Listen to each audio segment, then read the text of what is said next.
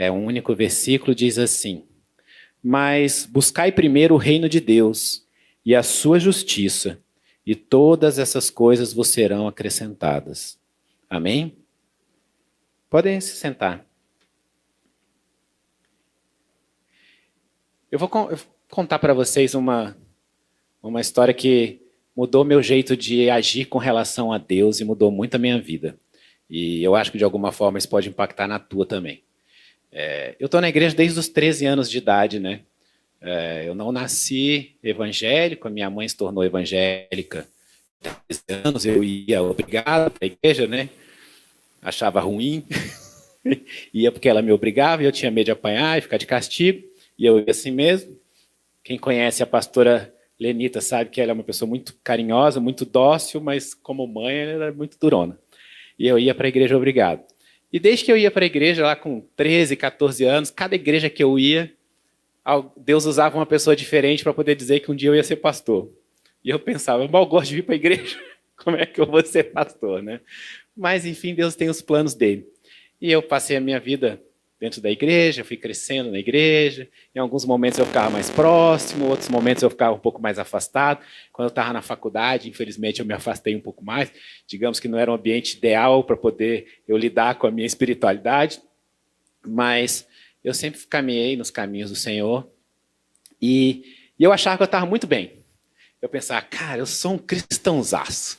Eu estou sempre nos caminhos de Deus, eu faço as coisas tudo certo, tá tudo bem, Deus me abençoa, cuida de mim, gosta do meu coração, sabe?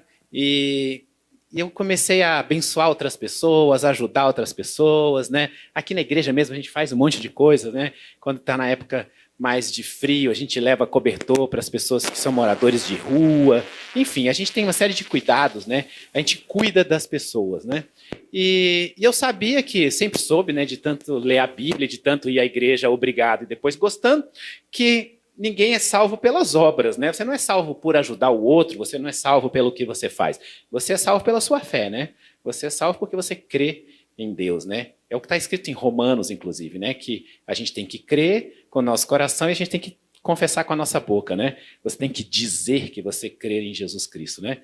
Parece muito fácil e realmente é, né? Mas eu sabia que não era pelas obras e eu fazia as obras porque eu sabia que também isso agradava a Deus e me faz bem, né? Fazer as obras de Deus, fazer abençoar as outras pessoas e tudo. Eu costumo dizer, inclusive, que Deus já projetou a gente para isso, porque os cientistas descobriram depois de um tempo que existe um determinado nível de satisfação em qual tempo você ajuda outra pessoa. Então Deus já te programou para ajudar outra pessoa. Se você nunca sentiu essa satisfação, você não sabe do que eu estou falando, seria bom você sentir, tá? Mas eu achava que eu estava tudo muito bem, estava tudo ótimo e tal, e as coisas estavam caminhando na minha vida, até que um dia eu descobri que estava tudo bem, mas não estava tudo bem.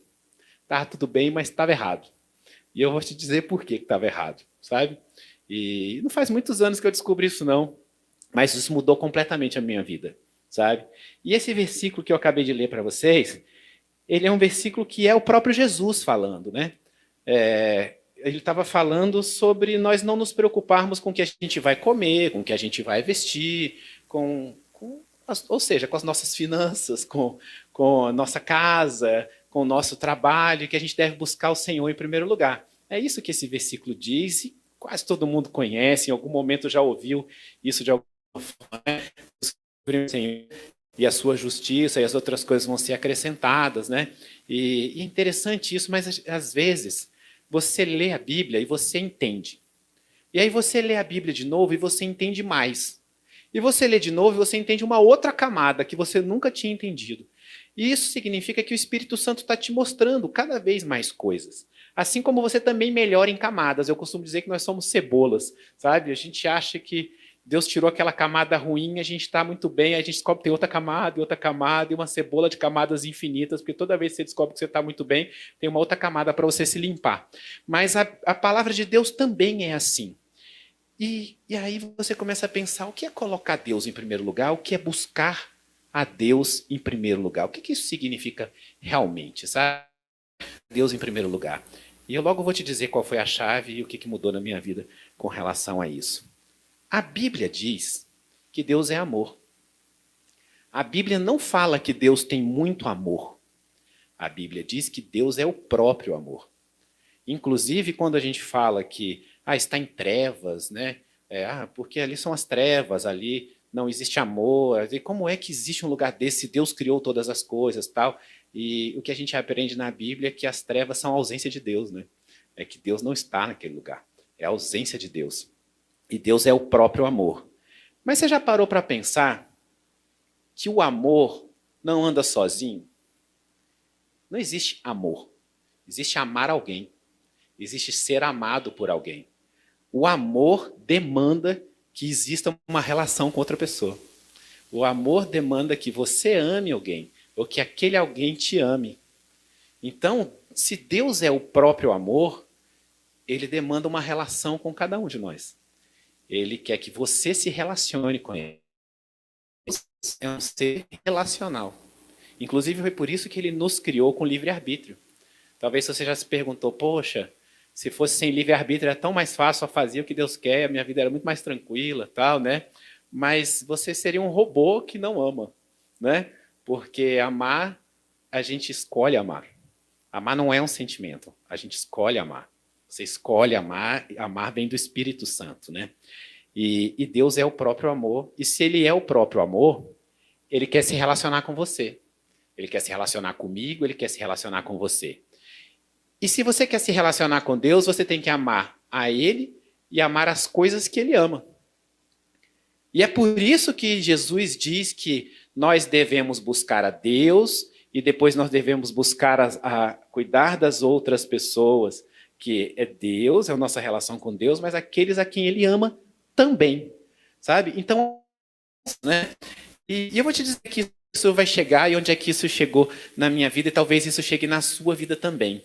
Porque a primeira coisa que eu fiz para mudar a minha vida foi colocar Deus na minha vida. Você já pôs Deus na tua vida?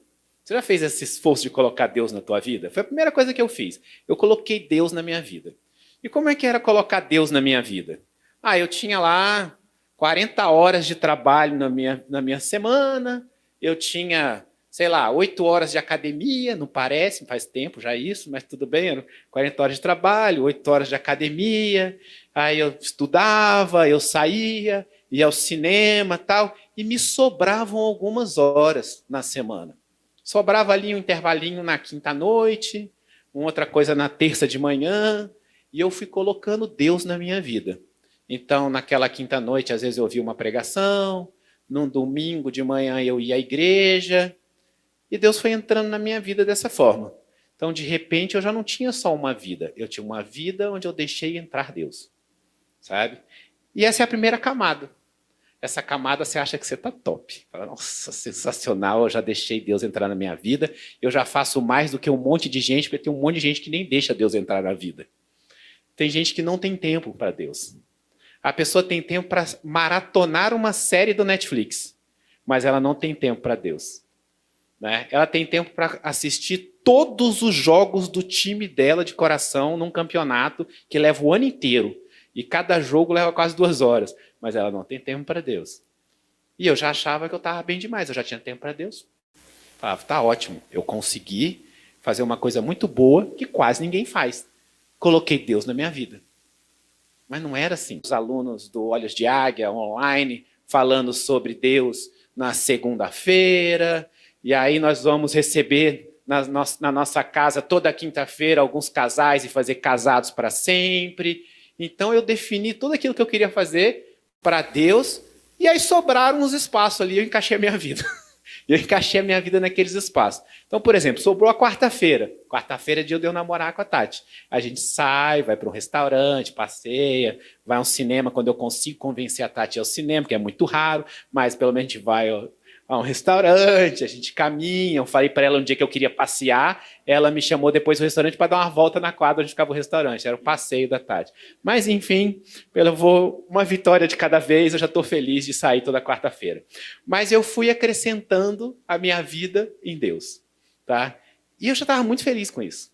As coisas iam acontecendo muito bem, estava tudo ótimo, e cada dia melhor, e cada dia sendo mais usado. E quando a gente é usado, a gente fica muito feliz, né? Fica muito feliz. Esses dias eu estava aqui, vocês perceberam que eu louvo pra caramba, né? Então, na hora que o grupo de louvor está aqui, eu desligo o microfone, inclusive, que é para não atrapalhar eles, nem sem querer. Então, eu desligo o microfone, fico ali num canto e tal. Eu estava aqui, uma semana dessa, estava orando aqui no canto, e eu olhei para a igreja, assim, 100% dos casais que estavam aqui tinham feito casados para sempre. Lotado de casais. E eu tive vontade de chorar, porque eu fiquei emocionado. Porque eu me lembrei o dia que eu e Tati resolvemos fazer o Casados para Sempre. Né? Foi impactante para nós, né? Porque o Casados para Sempre não foi criado por mim e pela Tati. Tem gente que acha que foi, né? Porque a gente fala disso. Não, gente, existe em mais de 100 países, em mais de 40 idiomas, há não sei quantos anos. Né? Mas eu fiquei emocionado, que eu pensei, caramba, o nosso trabalho para Deus encheu a igreja, né? Encheu, tinha um monte de criança e tal. Esse dia devia ter umas 20 crianças aqui na igreja, inclusive, né? Eu não sei nem como elas couberam na salinha, assim. Mas eu estava muito emocionado e tal. Né? Só que eu já tinha aprendido a chave que eu virei. Mas eu estava emocionado porque o meu trabalho para Deus e ter colocado a minha vida em Deus começou a dar frutos, né? Começou a frutificar cada vez mais. E eu pude ser usado cada vez mais, né? Esses dias... E é legal ser usado. Gente, é sensacional. É muito bom. Ontem eu ia começar um evento com empresários e tal. Eu peguei o meu Instagram e tinha um texto gigante em espanhol de um cara falando que a minha palestra no México para ele há 2 anos atrás tinha mudado a vida dele, porque mudou a relação dele com Deus. E foi sensacional, porque eu fui convidado para um evento de marketing. Só que eu fui determinado a chegar lá e falar de Deus disfarçado de marketing. Então eu passei um tempão organizando como é que eu ia falar de Deus disfarçado de marketing. Eu ia dar umas dicas, negócios, mostrar tal, sei o quê, mas eu ia falar só de Deus, né? No final do evento, estava lotado, assim, uma fila grandona para falar comigo e não tinha um para falar de marketing. Todos assim, nossa, porque Deus tocou no meu coração, que usou você para falar comigo, tal, não sei o quê. Foi especial para mim aquele dia, sabe? Só que já faz 2 anos. E aí, de repente, o cara me manda uma mensagem falando que eu tinha mudado a vida dele com relação a Deus naquele dia. E é sensacional, e eu espero que todos vocês possam usar isso, fazer isso e ser usados e ser transformadores, né? Onde você está transformando a vida de alguém, né? Foi sensacional. Só que tem um terceiro passo. Você primeiro põe Deus na tua vida. E é ótimo, se você não fez, faz isso hoje. Você já está fazendo hoje porque você arrumou tempo numa terça-feira para vir à igreja. Então, você colocou Deus na tua vida. Depois você coloca a tua vida em Deus e você começa a ser usado. Depois, você não sabe mais a diferença do que é tua vida e o que é Deus. Porque em todo e qualquer lugar onde você estiver, Deus está também. E é muito diferente. Completamente diferente. E eu me lembro uma vez eu cheguei num evento de marketing e eu virei a chave, porque eu falei, vou falar de Deus aqui, tô nem aí. E aí eu falei, só falei assim, gente, me desculpe, mas eu preciso falar tal coisa. E aí um conhecido virou para mim depois num canto e falou assim, nunca mais peça desculpa por falar das suas crenças. Só chega e fala. Eu falei, é verdade, tá certo. Então eu chego e falo e tá tudo bem, sabe? E aí de repente eu comecei a perceber que se tudo o que eu fizesse fosse para Deus, era tudo muito mais abençoado, inclusive, né? Porque Deus abençoa aquilo que é para Ele. Mas não foi essa chave ainda que virou. Sabe qual foi a chave que virou? Foi quando eu li uma passagem que eu já conhecia há muito tempo, e eu vou ler um pedacinho dela para vocês, que está em Lucas, capítulo 10, começa no 38, e diz assim, e aconteceu que indo eles de caminho, entrou Jesus numa aldeia, e certa mulher, por nome Marta, o recebeu em sua casa. E tinha essa uma irmã chamada Maria, a qual, assentando-se também aos pés de Jesus, ouvia a sua palavra. Marta, porém, andava distraída nos serviços todos, e aproximando-se, disse, Senhor, não se te dá que a minha irmã me deixe servir sozinha? Fala para ela, para que ela possa me ajudar. E respondendo, Jesus disse, Marta, Marta, está ansiosa e preocupada com muitas coisas, mas só uma é necessária, e Maria escolheu a boa parte, a qual não lhe será tirada. Sabe o que estava acontecendo? Marta estava servindo a todos os discípulos. Ela estava ali cuidando da obra de Deus. Igual eu faço quando eu venho aqui terça-feira, quando eu vou lá no estudo bíblico na sexta, quando eu faço Casados para Sempre na quinta. E é sensacional isso. Tudo bem, Marta estava cuidando dos discípulos, mas Maria estava tendo uma relação com Jesus. E sabe o que significa isso? Que Deus quer tempo de qualidade seu e dele. E é por isso que lá no primeiro versículo que eu li, diz que primeiro você deve colocar Deus. Deus em primeiro lugar, o que significa o seu relacionamento com Deus. Fazer as obras, ser usado, ser colocado nos lugares onde você pode falar de Deus, é sensacional. Mas se você não tiver um relacionamento com Deus, não adianta de nada. Ter um relacionamento com Deus é tirar tempo do seu dia, da sua semana, para orar e se calar e deixar ele falar com você. Para pedir para ele falar com você e ler a palavra dele, porque foi ele que escreveu. E você saber o que ele está falando com você. É você ter um diálogo profundo com Deus. Por meio da palavra, por meio da oração, por meio de você estar em contato com ele. E a gente precisa entender isso. Inclusive porque se você não tiver essa relação com Deus aqui em cima, você não consegue fazer nenhuma das outras. Você não consegue colocar a sua vida em Deus se você não tem uma relação com Deus. Você não sabe nem quem é Deus se você não tem uma relação com ele. Então você precisa ler mais. Você precisa escutar mais. Esse rapaz do México, ele falou assim, você me abençoou muito, mas eu queria te perguntar duas coisas. E eu queria que você me ajudasse a responder. E ele falou assim, a primeira é, como é que eu sei na minha empresa quando uma coisa que eu quero fazer é de Deus ou não? A primeira pergunta, fácil. Muito fácil. E a segunda que ele perguntou foi, como eu sei se Deus quer que eu continue crescendo na minha empresa ou eu paro onde eu estou? Sabe, aí eu gravei um áudio para ele, né, falando sobre várias coisas, mas sobre isso eu falei para ele o seguinte, você vai se colocar em oração. Você vai dizer para Deus que é isso que está no teu coração. Você vai falar para ele o que é que você quer de resposta. E você vai se calar. E quando você se calar, você vai ouvir uma voz na sua cabeça e não escuta, porque é você. Porque a primeira resposta que você vai ouvir é tua. Porque a tua cabeça já está cheia da resposta que você quer. E você vai ouvi-la imediatamente. E aí você vai continuar calado. E você vai dar tempo para ouvir o Espírito Santo. Porque o Espírito de Deus sussurra no teu ouvido.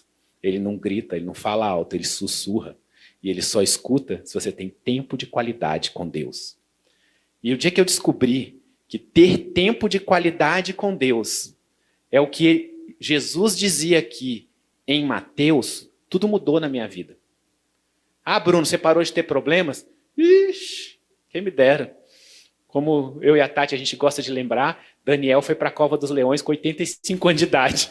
Ele já tinha feito um monte de coisa, ele já tinha sido usado por Deus um monte de vezes e tal, e ele foi parar na Cova dos Leões com 85 anos de idade. Mas ele foi liberto da cova.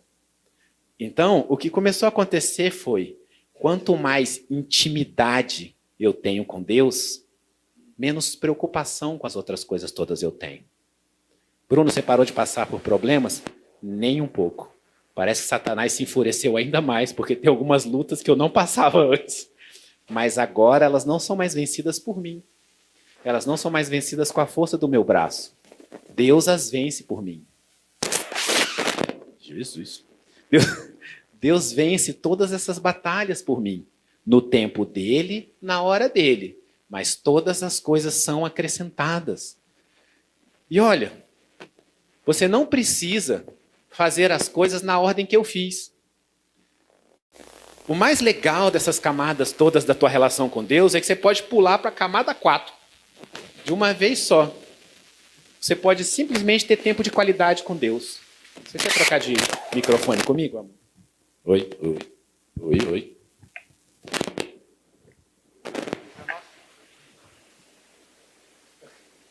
Oi. Você pode simplesmente ter tempo de qualidade com Deus. Uma vez nós fizemos um exercício em casa, eu, Tati e as crianças. E o que era esse exercício? Nós fazemos um culto com as crianças, né? A gente pega um versículo e a gente estuda aquele versículo com eles. E a gente pegou esse versículo. E a gente pegou uma vasilha, 2 vasilhas vazias, arroz e batatas. E a gente falou para eles assim, seguinte, enche essa vasilha de arroz. Agora põe as batatas aí dentro. Não cabia. Aí a gente tirou tudo, falou assim, agora enche essa vasilha de batata e coloca o arroz todo dentro. E aí coube, porque o arroz entra no meio das batatas ali, cabe tudo. E a gente falou para eles, se você coloca as coisas de Deus primeiro, todas as outras coisas cabem. E esse é um segredo que às vezes a gente não entende. E as pessoas perguntam para mim e para a Tati, como é que vocês conseguem fazer tanta coisa para Deus e ainda fazer as coisas da empresa de vocês e tal? Aí eu respondo, porque fazer as coisas da nossa empresa, outras coisas, é o que restou. E Deus faz render. E Deus faz render. Então eu queria hoje falar para você que você precisa passar por esse processo. Porque o que Deus quer de você é que você realmente chegue num momento de qualidade com Ele. Que você não seja aquele cristão do ouvir dizer, o cristão do me disseram como é, do cristão de ora aí por mim que eu estou precisando. Cara, ora você. Vai lá e pede a ele para tocar no teu coração, pede para falar contigo e seja usado. E seja usado. Sabe, eu tinha falado com o Senhor e falei assim, Pai, hoje eu vou levar alguns amigos para a igreja. E alguns deles são pessoas que não estão tão acostumadas a ir para a igreja. E o que é para eu falar para eles? E aí Deus falou assim no meu coração, primeiro, que eles precisam ter uma comunhão comigo. Senão, não adianta. Eles precisam ter essa comunhão comigo. Segundo, não se deixem atrasados. Porque aí você vai da camada 4 para 3, entendeu? E você vive as duas. Você vive uma profunda comunhão com Deus e você deixa Deus te usar onde quer que você esteja. Quem conhece o meu pai, está sentado ali no fundo, sabe que ele tem um dom incrível, que é, ele pode estar onde for, que ele sente que aquela pessoa não está bem. E às vezes ele está no supermercado e ele vira para a mulher do caixa e fala assim, você não está bem, o que aconteceu? E a pessoa começa a chorar e conta para ele as coisas todas, e ele ora pela pessoa, e ele dá uma palavra de conforto, e ele abençoa aquela pessoa. É porque ele é pastor? Não, gente. É porque ele é instrumento de Deus. Você pode ser instrumento de Deus onde quer que você esteja, o tempo inteiro. Mas para isso você precisa ter uma comunhão com Deus. Só que existe um passo ainda antes desses 4, que é você entender. Você só é salvo se Jesus estiver com você. E eu não estou falando de ser evangélico, eu não estou falando de ser católico, eu não estou falando de nada disso. Eu estou te dizendo o seguinte, a Bíblia fala assim que só existe um jeito de você ser salvo. Porque Jesus diz assim, eu sou o caminho, eu sou a verdade, eu sou a vida. E ele ainda diz assim, ninguém vem ao Pai senão por meio de mim. Ou seja, não tem plano B. Plano A, plano A, plano A, por meio de Jesus Cristo. Tá, mas e como é que eu sou salvo? Aí você vai em Romanos 8, e Romanos diz assim, que você precisa crer com teu coração e confessar com a tua boca.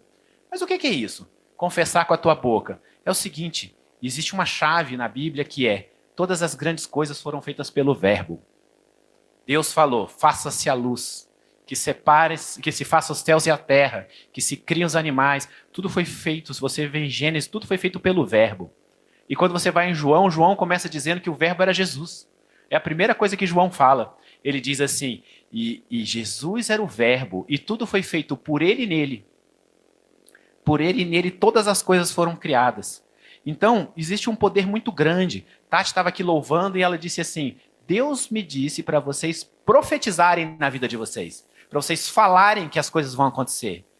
E eu profetizo no meu casamento, eu profetizo na vida dos meus filhos, sabe? Eu me coloco como sacerdote do meu lar. Eu sou aquele que profetiza e fala para as coisas acontecerem. Cada homem aqui, inclusive, pode ter esse papel de ser o sacerdote do próprio lar, né? E mulheres que edificam as suas casas, porque a mulher sábia é que edifica a casa, né? Então as coisas são feitas pelo verbo.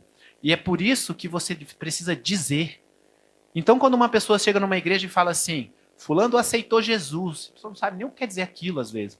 Mas eu vou te dizer o que quer dizer aquilo. Quer dizer que aquela pessoa falou com a boca que ela crê que Jesus morreu por ela, para que ela pudesse ser salva, e que ele ressuscitou, e que ele está ao lado do Pai.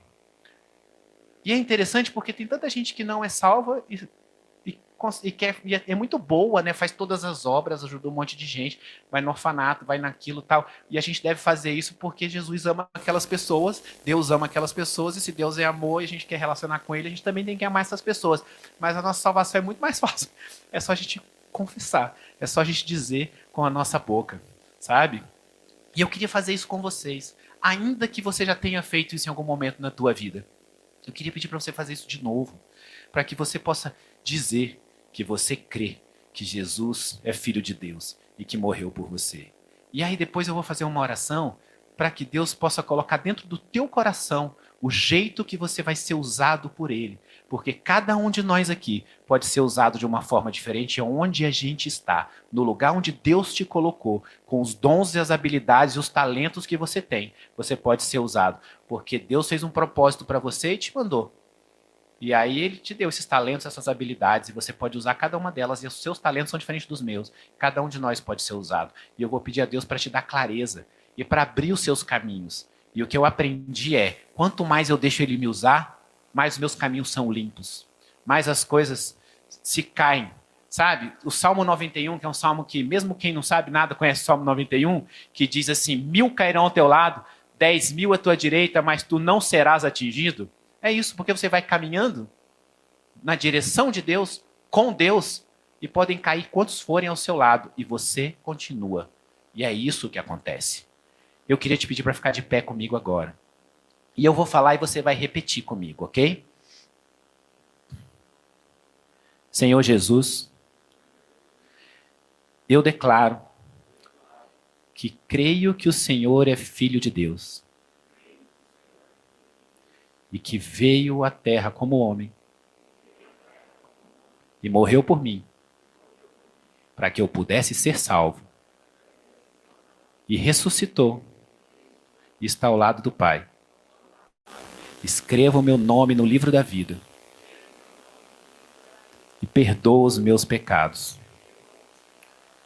Em nome de Jesus, amém. Agora põe a mão no teu coração e eu vou orar por você. Pai querido e amado, eu apresento agora cada pessoa aqui. E eu te peço, Senhor, que nós possamos viver mais profundamente a nossa relação contigo.